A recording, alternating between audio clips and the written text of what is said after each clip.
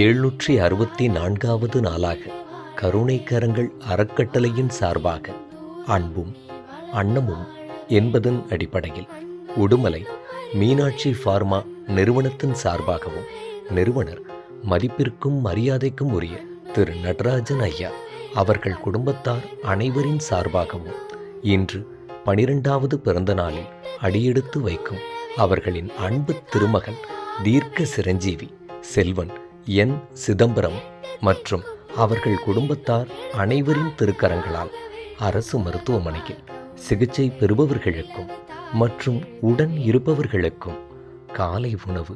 அருட்பிரசாதமாக வழங்கப்பட்டது.